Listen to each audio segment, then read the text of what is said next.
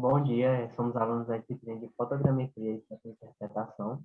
Iremos dar início à apresentação do seminário com o tema Características das imagens de satélite. O grupo é composto por Diego Henrique, João Lucas e Lanara Borges. Essas imagens de satélite, elas são obtidas por meio de programas e programas desses, um deles como o sectoriamento remoto, que vai fazer os estudos dessas imagens. E essas imagens, elas são obtidas por meio da interação entre a energia eletromagnética, que para nós seres humanos essa energia eletromagnética, ela é a luz, né, que ela é visível ao nosso olho, nosso olho é sensível a ela, e durante o estudo dessas imagens, elas, elas vão ser detectadas por meio da incidência dessa luz que vai incidir do alvo para o sensor. E aí nessa imagem é demonstrada uma faixa, né, um gráfico da radiação eletromagnética, que essa radiação eletromagnética é uma onda que vai se propagar no espaço, né? E aí é um fenômeno que ele é visto pelo olho humano, por meio da luz, né? E aí ela pode se propagar na atmosfera de várias formas. E essas variadas formas irão depender do comprimento de onda, que vai estar disposto aí no gráfico. E aí esses comprimentos de onda, eles vão ser formados de diferentes formas, como a radiação do rádio, da TV, do radar, do controle, da lâmpada, do Sol, que é uma das principais fontes de energia eletromagnética, da radiografia e de vários elementos radioativos. E aí, nessa imagem, também é demonstrado o espectro visível, nele que vão estar todas as cores que é visível ao olho humano, né? E ele vai variar desde grandes escalas a pequenas escalas, como o átomo. E se observarmos nessa imagem, o comprimento de onda de um rádio é bilhões de vezes maior que o comprimento da luz, pode ser tanto a luz solar como a luz emitida por uma lâmpada, e o comprimento de onda de um raio gama é bilhões de vezes menores que essa lâmpada, né, que é visível nesse gráfico.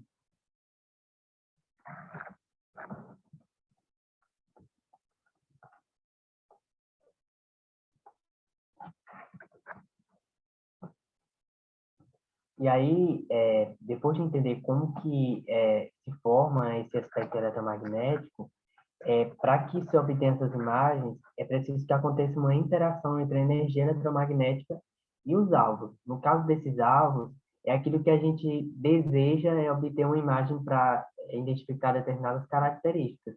No caso desses alvos, como mostrado na imagem, essa imagem está do IBGE,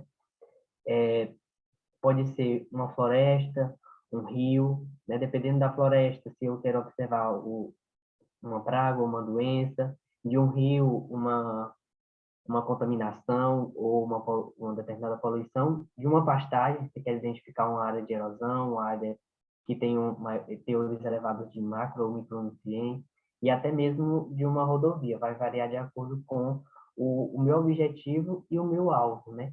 E a principal fonte de energia que será utilizada para se obter essas imagens é a energia eletromagnética, que é usada bastante no sensoriamento remoto, e tem como o Sol essa principal energia eletromagnética. E aí essas informações, elas vão ser obtidas pelo sensoriamento remoto, né? E vai ser baseada através dos estudos da interação entre o alvo e essa energia eletromagnética, que no caso é observado nessa imagem o Sol, como a energia solar, que vai incidir sobre os alvos. O Sol vai ser energia eletromagnética, que vai incidir sobre o alvo. Vai acontecer um processo de interação entre eles, e essa energia, no caso de uma floresta, se eu quero observar o solo, ou então uma praga ou uma doença, essa energia que estará presente nessa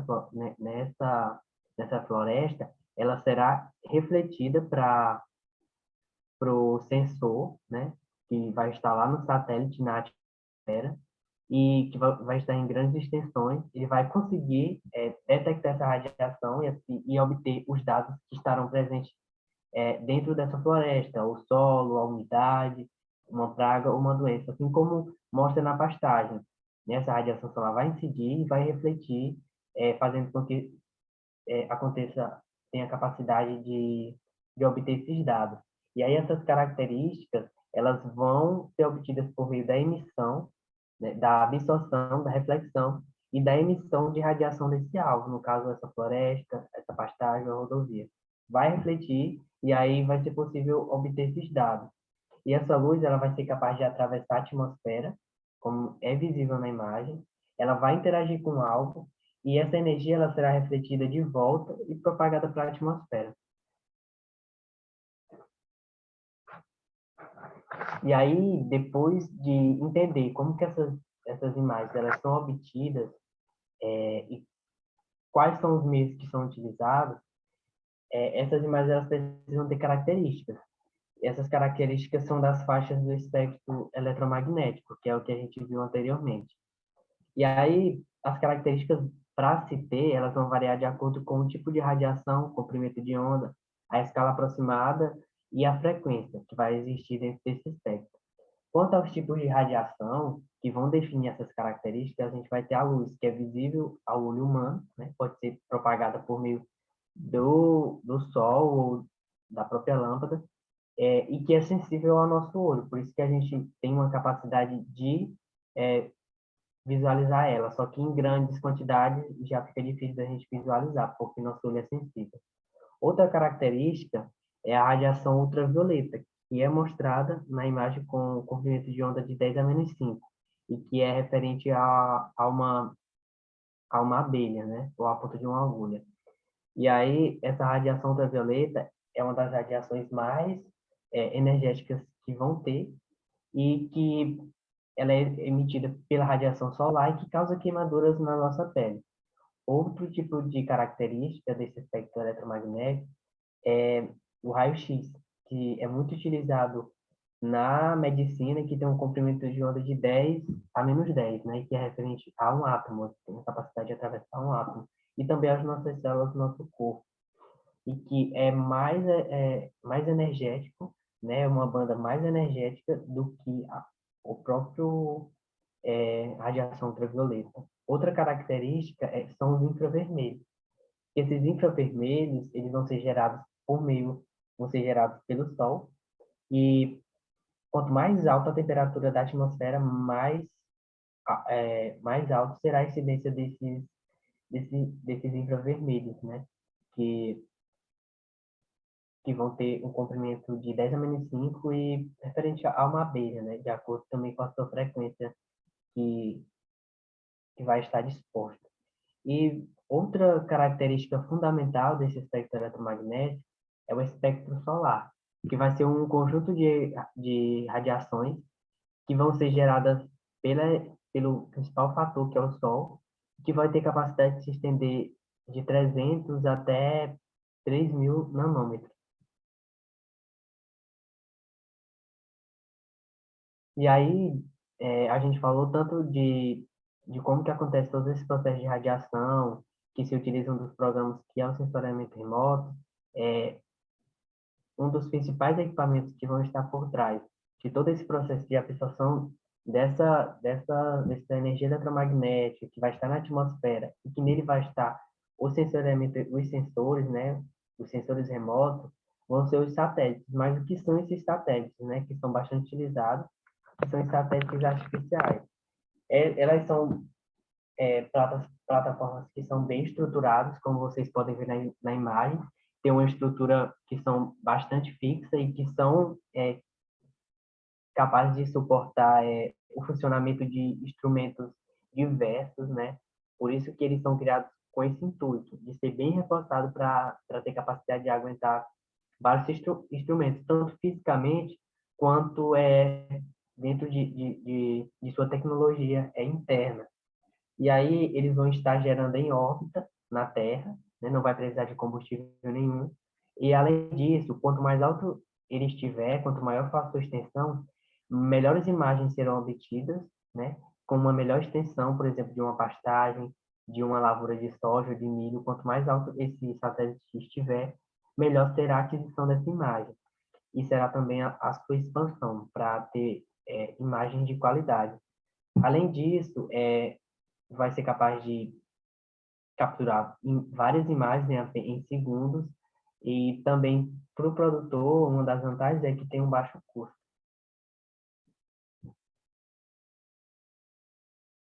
E aí, no satélite, vão existir vários sensores. E aí, como já foi falado, um dos principais que são utilizados para obter essas imagens de satélite, e para que elas tenham características próprias, vão existir nesses satélites sensores. E esses sensores, eles vão formar um sistema sensor, que dentro, esse sistema sensor ele vai funcionar da seguinte forma, né? Eles vão ser equipamentos que vão ser capazes de registrar todos os dados que são emitidos através da radiação, e quando eles forem emitidos, eles vão coletar, né, as informações que vão estar dentro dessa radiação eletromagnética emitida pelos alvos, vão ser capazes de detectar todos os dados, por exemplo, de uma floresta, detectar a umidade, os solos, macro e micronutrientes, as doenças, as pragas. Após detectar, eles vão processar. E aí, após processar, será obtido imagens ou curvas espectrais. Essas curvas espectrais vão ser curvas estatísticas, e essas imagens elas vão estar todas as principais características que serão desejadas na obtenção dessa imagem.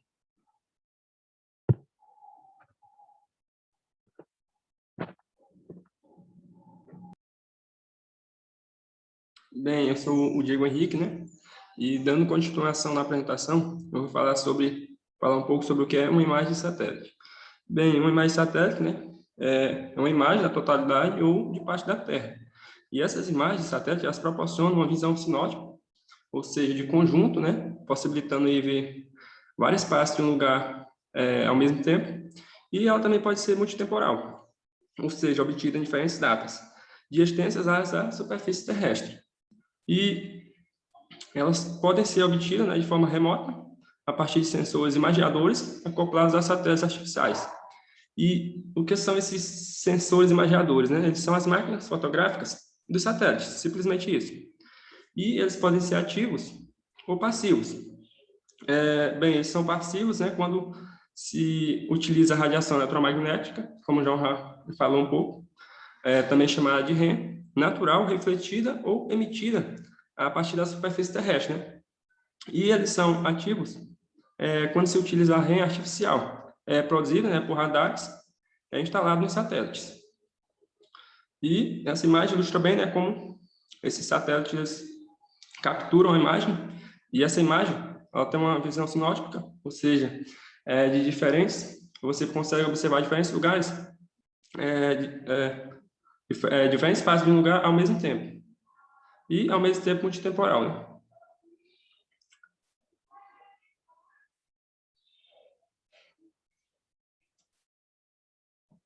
Bem, falando um pouco mais sobre a REM, que é a radiação eletromagnética, ela é definida, né, como a propagação de energia por meio de variação temporal dos campos elétrico e magnético da onda portadora. E existem quatro características referentes, né, quatro características primordiais referentes aos sistemas imagiadores. Como eu já falei, são as máquinas fotográficas dos satélites. E que são fundamentais, né, para o entendimento do sensoramento remoto, como um todo. E uma delas é a resolução temporal. Essa resolução temporal ela está intimamente relacionada com a repetitividade, né, de observação do sensor na mesma área da superfície terrestre. E ela é fundamental, né, para acompanhar ou detectar a evolução ou mudanças que ocorrem aí em alvos mais dinâmicos, né, como, por exemplo, o ciclo fenológico de culturas e o desmatamento e desastres ambientais até. E, como exemplo, nós temos aí o satélite Landsat, né, como pode ser observado na imagem, que possui uma repetitividade aí de 16 dias, como pode ser observado. Ou seja, ele passa a cada 16 dias, né, imaginando a mesma área.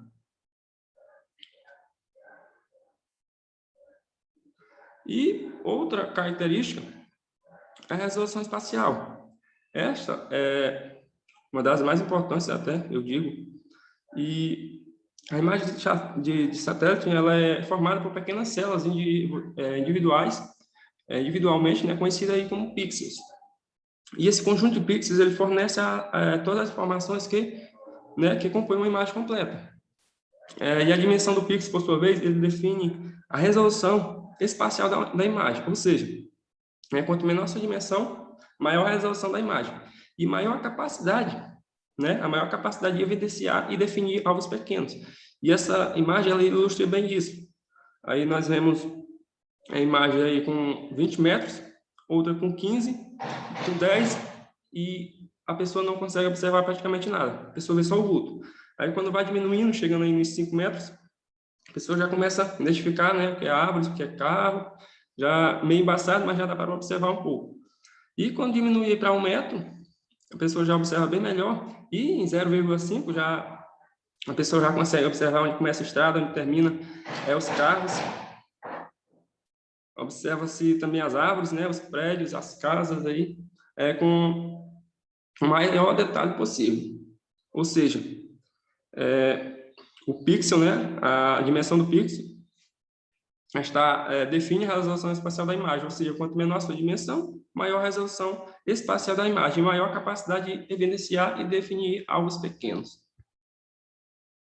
E em relação à radiação radiométrica, né, só voltando um pouco aqui, que na resolução espacial, como eu já falei, entretanto, né, a diferença de aplicações das imagens de satélite, ela não considera somente a resolução espacial. Como eu já falei, ela é muito importante, é uma das mais importantes até, mas as imagens de satélites não consideram somente a resolução espacial, mas também outras características descritas em termos de resolução espectral, radiométrica e temporal, como eu já falei. E agora nós vamos ver um pouco sobre a radiação radiométrica. A radiação radiométrica, ela está associada à sensibilidade do sistema de sensor, né, em distribuir 2 níveis de intensidade do sinal de retorno, ou seja, as reflectâncias diferentes. E, como exemplo, 1024 níveis, né, digitais, eu posso dizer que ele é melhor que uma de 256 níveis digitais. Ou seja, quanto maior for a capacidade do sensor para medir, né, a diferença de intensidade dos níveis de radiância, maior será também a resolução radiométrica da imagem. E nós podemos ver isso também, né, na imagem. Essa ilustração reflete bem isso. Que quanto maior a capacidade do sensor para medir as diferenças de intensidade dos níveis de radiância, né, maior será a resolução radiométrica da imagem. E aí nós estamos vendo, né, que ela é 2 bits, 4 bits, 6 bits e 8 bits. E conforme varia, a resolução da imagem também varia. E, para fechar aqui na resolução espectral, essa resolução espectral, ela relaciona-se, né, com o número de bandas situadas em diferentes regiões espectrais, né, e com larguras estreitas de comprimento de onda. Né? Ela é uma medida, né, de largura das faixas espectrais e da sensibilidade do sensor em distinguir aí entre 2 níveis de sinal, né, de retorno, níveis de intensidade do sinal de retorno. Ou seja, quanto maior for o número de bandas e menor a largura do intervalo, né, melhor a resolução espectral. E aqui nós podemos ver, né, a região do visível, como já foi falado também, que é composta pelas cores azul, verde e vermelho, que são os famosos aí, o famoso RGB, e aqui a resolução da imagem, né? Ou seja, as imagens, esse RGB é nada mais que as imagens da região do visível, ou seja, que nós conseguimos observar olho nu. E aqui também tem raios gama, raio-x, ultravioleta, infravermelho, ondas de rádio, mas com destaque, claro, a região do visível, que é o RGB. E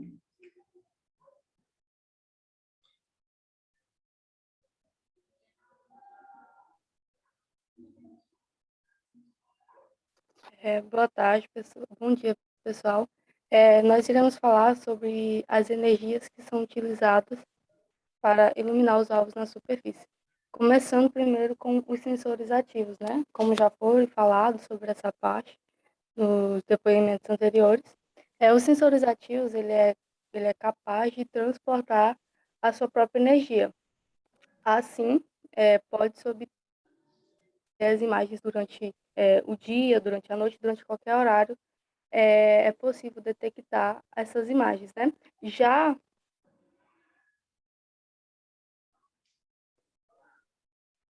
os sensores passivos, pode passar, por favor?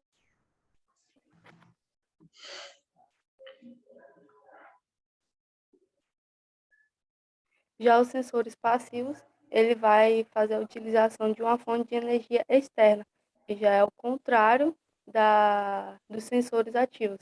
Os sensores, o ativo, ele vai utilizar mais a questão a sua própria energia. Já o sensor passivo, ele vai utilizar a energia do sol, é a luz solar. Então, nesse caso, as imagens só funcionariam durante o dia, durante em que a localização estivesse sendo iluminada. E que ao longo do tempo, né, as imagens de satélite eles têm se tornado um recurso muito importante para diversas áreas do conhecimento, e particularmente para a geografia, né? Elas podem ser utilizadas para dar suporte ao planejamento ambiental, na produção de cartografias, como recurso didático, além de ser um grande auxílio na compreensão de espaço. As imagens ambientais, ela tem as suas aplicações no ambiente, como uma ampla variedade de uso, tais como a cartografia, a inteligência militar, a meteorologia, que é a mais conhecida, a gestão de recursos naturais, a gestão ambiental, na detecção de desastres e desmatamentos florestais.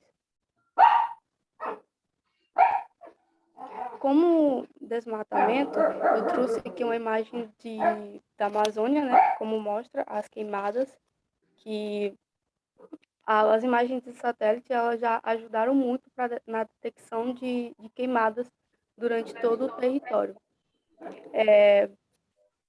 Também eu trouxe outra imagem que fala de desastres ambientais, que nesse caso já foi o desastre ocorrido em Mariana, em Minas Gerais. Dá para perceber que a região foi muito afetada e as imagens de satélite foram muito importantes para obtenção e para saber em qual totalidade que foi causado esse dano. E é isso, as aplicações das imagens de satélite no ambiente, ela é muito importante e é muito vasto também, né? É muito amplo o conhecimento e desde já nós agradecemos pela atenção no trabalho e nós finalizamos aqui a nossa apresentação.